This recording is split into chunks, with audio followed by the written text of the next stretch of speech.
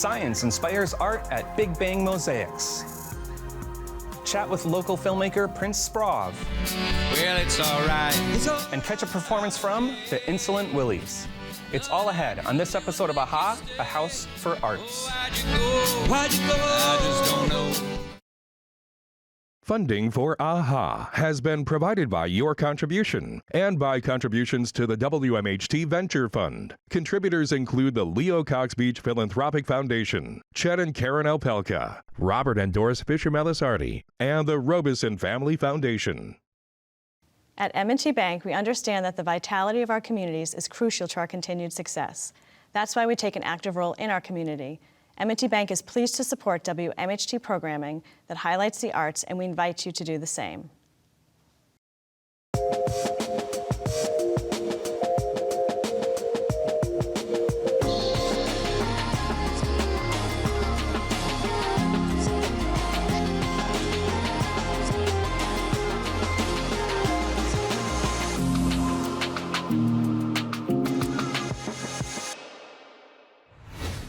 Hi, I'm Matt Rogowitz, and this is AHA, A House for Arts, a place for all things creative.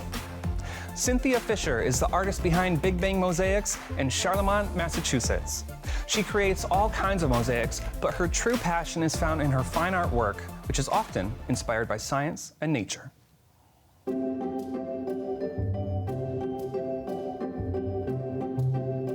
As a mosaic artist, I do quite a wide variety of kinds of work and styles of work. I use a wide variety of materials, and I do a lot of different kinds of projects. So I do work for the public sector, hospitals or cities, and I also do a lot of work for people in their homes, for instance, backsplash in a kitchen or a shower stall. And then I also work on mosaics in community projects, and I go to Guatemala every year, and that's a huge part of what I do as a mosaic artist. Also, I create my own work, and for me that's really important because I get to come up with a concept and explore what I want to explore and take more chances with the medium. I was a children's book illustrator, and I had done that for about 10 years when I took my first mosaic class, and it changed my life. The field of illustration is such that you develop a style and then you have to stick to that style. So it's kind of like the antithesis of being an artist, where an artist should always be willing to try new things, I think, and explore and grow. As an illustrator, you want to come up with a style that says, this is me. When you see this, you recognize it as mine. And so it's kind of like stop sign with doing creative stuff. So when I started doing mosaics, it was like opening the world of true art, true fine art. I just was really drawn to it. I think part of it is just the tactile nature of working with your materials in your hand. There are a lot of things that you can't do with mosaics, like there's no mixing of colors. Sometimes that's really frustrating, but other times it's really an opportunity for you to do things that you wouldn't have done if it was easy to just have any color in the rainbow. You still have to be creative, and I love that challenge.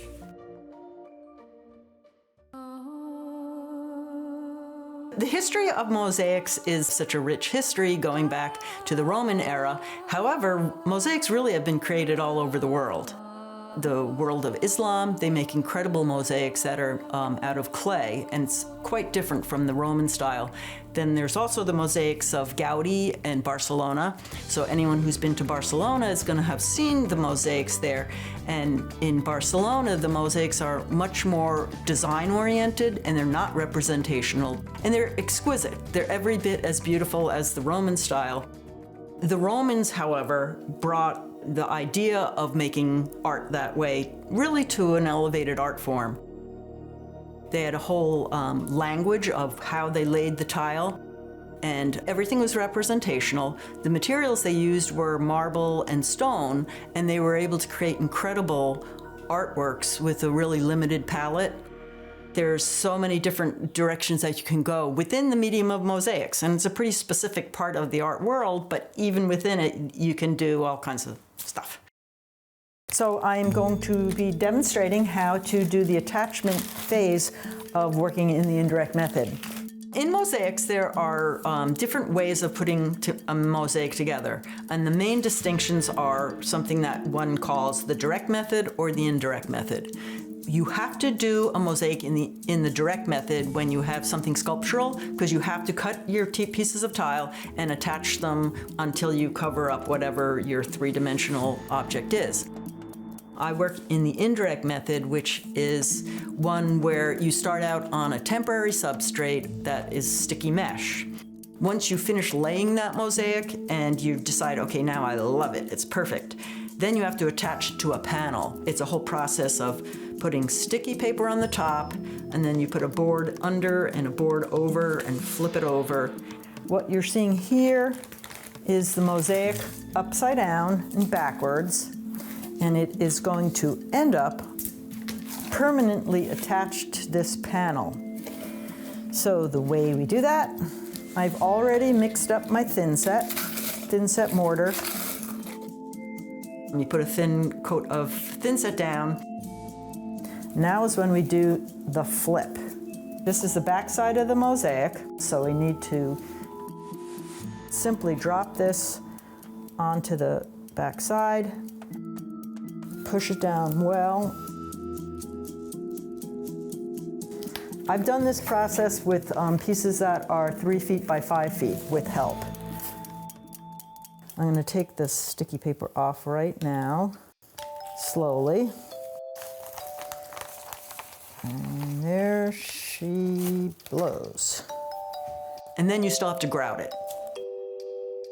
The beauty of the indirect method is that when you're working on whatever it is you're doing, you don't have to have a clear mind's eye version of what it's going to look like, because it's super easy to change as you go along. A lot of my personal work is based on math and scientific principles. I'm a big reader, and I'm fascinated by our species, human beings, and what makes us human. For the past couple of years or so, I've been working on a series called Peregrinations on Being Human. So I have a mosaic that represents the brain, thinking of the right side of the brain versus the left side of the brain. I have a diptych on the financial inequality that we have and how the rich are getting richer and the poor are not getting richer. I feel like it's a series that I'll just keep on working on when I have the time. I always fit that in between my commission work whenever I can. I've been going to Guatemala since 2013. The first time I went was just because I wanted to try doing a community project in another country. I've known other artists, mosaic artists, who've done it, and the idea really appealed to me. So now I've been going to the same town since 2017. For the past 5 years, I've been bringing groups of Americans, and it's a really rich experience culturally. There are now, I think, over 35 mosaics in town, and one of the really cool things is that now people are approaching me and saying, hey, what do I need to do to get a mosaic? It's still worth it to be doing mosaics with people and turning them on to the medium. I just know it will always be part of my life. Mosaics clearly are my world.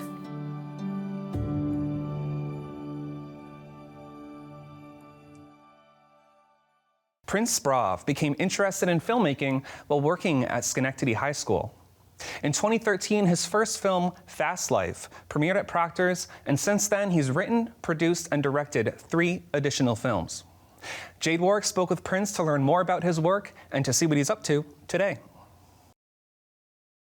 What's up, Prince? Welcome to House for Arts. What's good, man? What's going down? I want to know, how do you even get in the film? You're an amazing filmmaker. I mean, first of all, I just want to give a shout out to the whole region, the 518. I'm originally from Brooklyn, but 518 took me in, specifically Schenectady. And I remember I was 21 years old, I started working at Schenectady High School. And I was there, and I started an after-school program and where kids could do audio and video. And basically, the young people, they made me a director. The people made me a director. I didn't make myself a director. You know, I wasn't even thinking about video. You know, if anything, I didn't really want to do it. I really wanted to do the music because I was an artist first. I really wanted to do audio engineering. And through Schenectady City School District's opportunities where I was able to be an assistant station manager, that's where I picked up a camera at. And I shot my first film back in 2010. I remember I had over 70 students in my after-school program, and we were shooting this music video. And I told them, I said, listen, let's make like a cinematic music video. Let's get something going like Thriller. And they kept adding scenes, and I said, if you keep adding scenes, it's not gonna be a cinematic music video, it's gonna turn into a short film. And I remember I had over 80 young people like, yo, Sprauve, forget the music video, let's make a movie. Forget all that. I said, I can't make no movie. They said, Sprauve, if anybody can figure it out, you can figure it out. 3 years later, I dropped Fast Life in Proctor's. Over 2,000 people showed up. You're talking about over 150 students involved in that project. I took $1,000 and raised 50 grand. And from that, I launched Cradle, Make It Home, and then The Last Shot. I know a lot of your film deals with social issues, a lot of rawness. Yes. Some dark, some not. Yes. What is your approach to getting this? Like, there has to be community input. Yes, because you're absolutely. going in and you're filming the community on these sensitive Absolutely. topics. Yes. So how do you handle that as a director, an artist, and a human being? Number one, you gotta remember that the people are more important than the story. If the story is, for the story to be relevant, the people gotta be relevant. And when I go into an approach and I'm talking about sensitive topics, there's a trust factor there between me and the people. They understand that I'm not doing this for clout. This is not for popularity. This is not, who would want to do all this work for not enough pay? So the only reason why you would do it is because of your why. You understand that, I have an understanding that our population is, we don't get these opportunities. We don't get to tell our story. When stuff happens, it's like, just move on. You know, in my last project, The Last Shot, it was a gun prevention project. The county approached me about doing, they had got some grant prevention funds, and I said, listen, let's shoot a film. Let's do something real. But if we're gonna do this, let's go all the way. It's not gonna look like how you want it to look. It's not gonna sound like how you want it to sound, because art is a reflection of us. That's what true art is, right? So don't get mad at the messenger for giving you a raw message that goes on every single day. We did a story about a young man by the name of Eddie Stanley Jr., 15-year-old Schenectady High School student, snuck out to a party and was shot 5 times over a pair of keys. Wow. It's just unrealistic to even think that that can happen. Like, I know I've snuck out of the house plenty of times, but I've never been in a situation where, like, I went to a party thinking that I'm gonna get shot 5 times. Even though I know there's danger in the room, you don't go into that situation like that. And instead of using actors, we used the real people that was there that night. I pulled the real 911 calls. We pulled the case. The father is in the film. Eddie Stanley Sr. actually owns part of the film with me. So the copyrights, he has ownership of his son's story. And that's what I mean by trust factor. It's just like, it's not about me, it's about us. And do any of your students work on there? Because I know you still work with students. Absolutely. We had 10 students, specifically for this project, The Last Shot, we had 10 students from the Boys and Girls Club. And I paid them the entire process. They actually did all the research with me. They came up with the name. They did the storyline with me. We did, they listened to confidential interviews. I spoke to all their parents about the details of what this was gonna be and how we was framing it from an educational standpoint of view, and how not only are they learning about the dangers of guns, but they're getting trained in film jobs and film industry jobs. And they loved it. They was there every step of the way. From the time that we stepped on set, they were there as PAs, carrying stuff, moving stuff around, staying true to the story. And then some of them was even in the film. They was in the film. They were like, it's Sprauve, we want to be in front of the camera too. Actors, I said, yeah. Whatever you want to do, the sky's the limit, you know? And I paid them. And I think that our young people, to do this is a essential job. Film is essential. And to think that it's not is crazy. It's $1 billion industry. So I've always worked with young people on every one of my projects. Wow, and you have a new grant too, right? Yes. Aren't you doing a new initiative right now? Absolutely.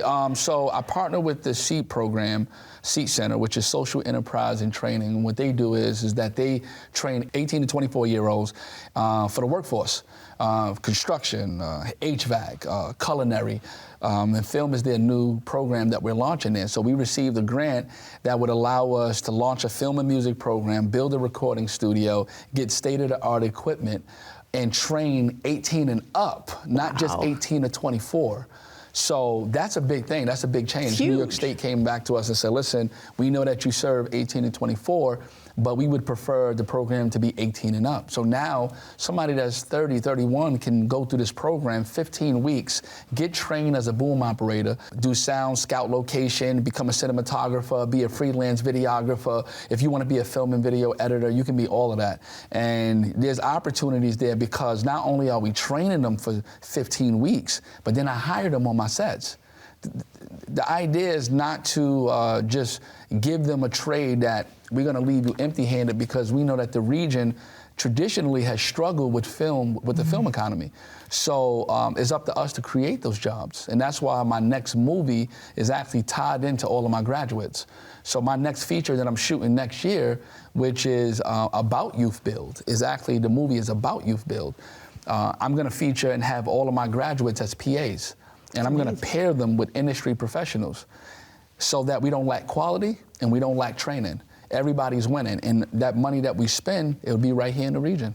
And that's amazing, because you really are revitalizing the film industry here. Like, you're really building upon this creative economy. Is that a goal of yours? Is that like something you're trying to grow the region? Absolutely, because even though the region has been behind, we're ripe. We're right at we're right there. I think that we need a big enough project that everybody can get behind so that we can get national distribution. One of my films, I will say right now, The Last Shot specifically, just was picked up by a network. I won't say the name right now, but that's a big deal, you know, because that's national distribution. And with us being able to do projects, the talent is here in the 518. The talent is just limitless of what we can do. But the problem is that we don't have production. We don't know how to grow this project for the entire region. We're limited to social media, we're limited to our friends, we're limited to our circles. And when you have a whole bunch of creatives acting in silos and no one is really doing hard collaborations between cities, it makes it hard to grow the economy. But that's a goal of mine, is to stimulate the economy, because before you can stimulate it, you gotta grow the culture. Absolutely. And with culture comes education. So that's why the film and music program is so important, because now we have a hub where people can go and say, if I want to get into acting, this is a place that I can go to get into acting. If I want to get into film and learn about how a film set works, SEAT Center, Prince Sprauve, Quiet on Set are places that I can go and learn these things and get a real case of what is the film industry really like. Not just within your parameters, right? Not just at Hollywood. Right. Going to film festivals, networking with people that don't do the same genre as you, right? Learning from how their models of how they did film, bringing those ideas and concepts back to the region, and just not reinventing the wheel, but growing on that. No, exactly. I'm so excited to see everything you do, and I'm so appreciative of all the educational resources, all these initiatives, because I've been saying, if anyone knows me, I've been saying this forever. It's like, we have so many creatives, we're so ripe, and we're just ready to go, but there's no infrastructure for us to succeed yet. So it's just really amazing to see people like you out here just doing the work and really building up the city to be the best it can be, man. Absolutely, because I just really feel like film is $1 billion industry. Any city that film has touched, film has transformed. We don't know LA because LA was LA. We know LA because of movies, right? So just thinking about that, what it brings to the city, how many businesses are fed, how many people are like inspired to want to get up and want to do something and want to create and want to follow their passion. That's what film is all about for me. All right, well, thank you. I appreciate you stopping by to the studio today and giving us all this amazing words of wisdom and inspiration. And keep doing what you do, Prince. Yes, absolutely. I appreciate you having me, Jade. Thank you. Please welcome the Insolent Willies.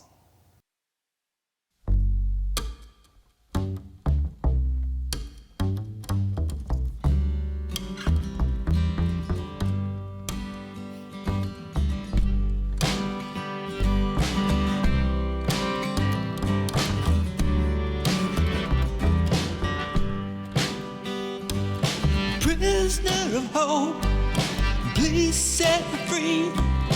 Unlock the door of my cell.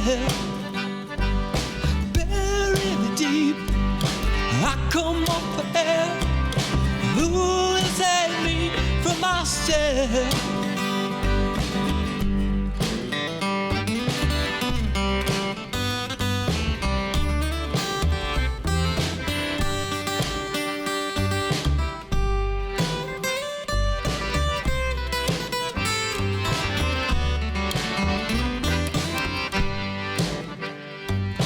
I see you in my mind.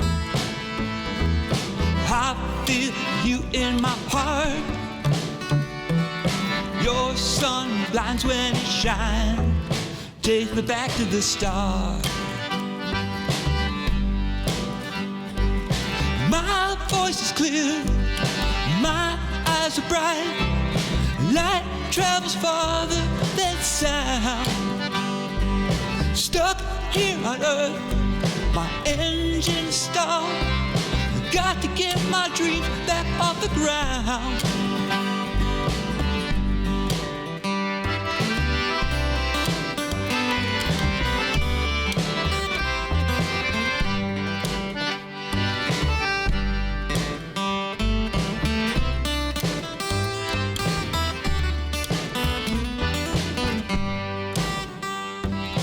I see you in my mind.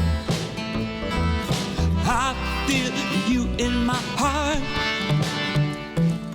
Your sun blinds when it shines. Take me back to the start. Prisoner of hope, please set me free. Unlock the door of my cell. Who will save me from this hell? I will save me from myself.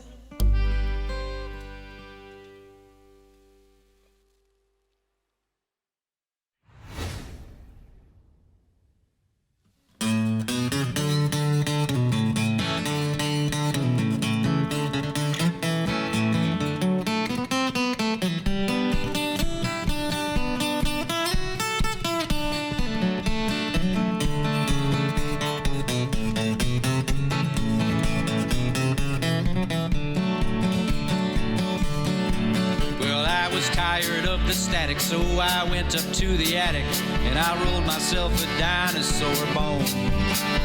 You packed your things and moved away and found a nicer place to stay, but I don't mind an evening alone. Well, it's alright, it's alright, I'm okay. Nothing I could do would make you stay. Oh, why'd you go? Why'd you go? I just don't know. Oh, maybe we're both better off this way.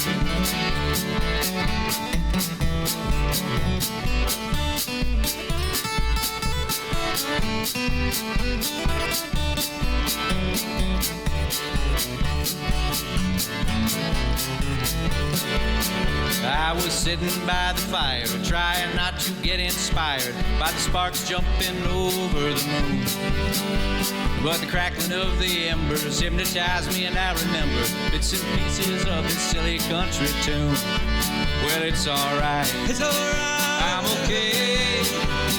Nothing I could do would make you stay. Why'd you go? Why'd you go? I just don't know. Oh, maybe we're both better off this way. Is this a rough draft, or is this final? Were you thinking of returning all my vinyl? Oh, why'd you go? Why'd you go? I just don't know. Oh, maybe we're both better off this way.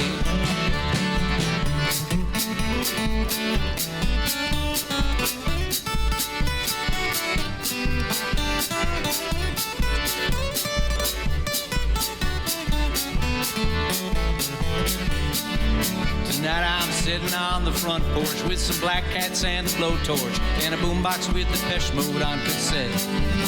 And that empty chair beside me rocks along in secret sympathy. I'll forgive, but I could never forget.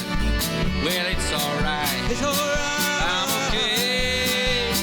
Nothing I could do would make you stay. Why'd you go? Why'd you go? I just don't know. Oh, maybe we're both better off this way. Oh, it's alright. It's alright. I'm okay. Nothing I could do would make you stay. Why'd you go? Why'd you go? I just don't know.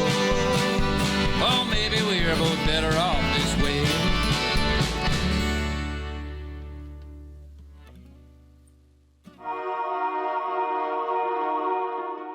Thanks for joining us. For more arts, visit WMHT.org/aha and be sure to connect with us on social. I'm Matt Rogowitz. Thanks for watching.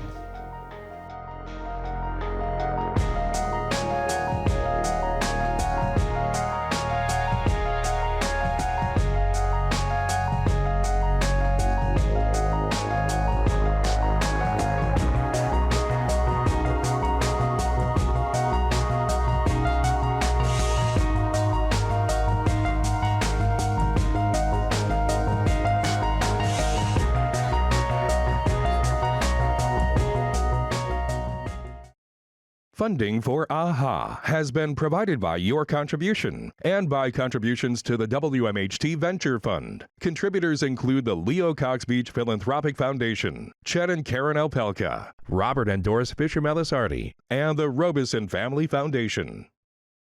At M&T Bank, we understand that the vitality of our communities is crucial to our continued success. That's why we take an active role in our community.